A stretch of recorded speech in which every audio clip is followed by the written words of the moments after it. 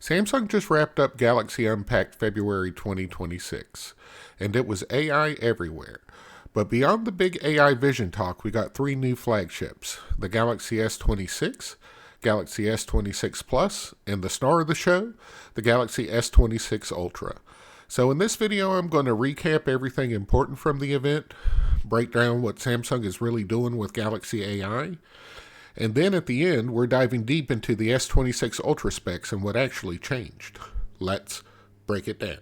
Samsung opened the event talking about AI not as a feature, but as infrastructure. The message was clear. AI shouldn't feel flashy. It shouldn't feel complicated. It should just work, everywhere. They focused on three pillars: reach, openness, and confidence. In other words, AI across devices, AI working with partners, AI you can trust, and Galaxy is becoming the platform where that happens. Samsung officially announced the Galaxy S26, S26 Plus, and the Galaxy S26 Ultra. The design language is more unified this year. One noticeable change on the Ultra, Samsung introduced what they're calling the Ambient Camera Island. Instead of the individual floating camera rings from previous models, the cameras now sit in a more cohesive raised module. It looks cleaner, more intentional. The S26 Ultra is also thinner now, 7.9 millimeters, slightly lighter at 214 grams. Subtle refinements, but noticeable. The display up front, the Ultra keeps its 6.9-inch Quad HD AMOLED screen with 120 Hz refresh rate, but this year Samsung added something new, privacy display mode. With a quick toggle, it narrows viewing angles to prevent people next to you from seeing your screen. It does lower brightness slightly, but it's a very interesting addition for people who travel and work in public. The panel also now supports 10-bit color processing for more accurate color rendering.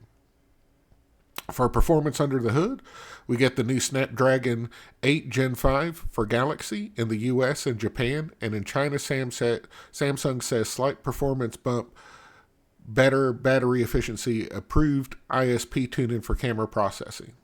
All models now start at 12 gigabytes of RAM with 256 gigabytes of storage.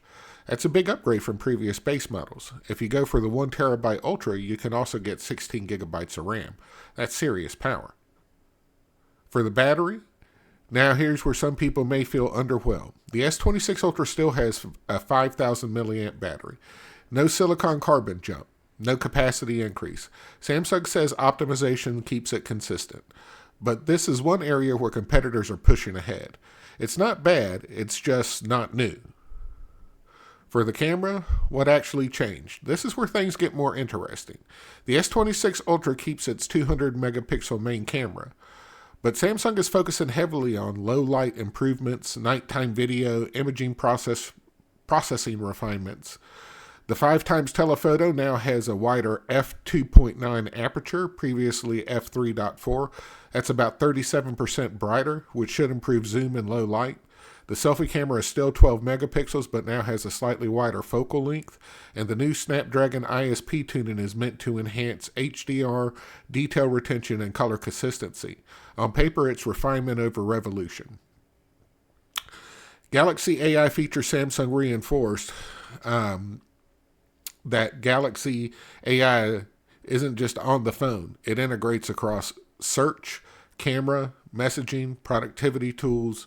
AI is embedded deeper into photo editing, text summarization, smart suggestions, and cross-device workflows. Samsung isn't selling specs. They're selling ecosystem intelligence. Focus specifically on the Ultra, because this is the real flagship.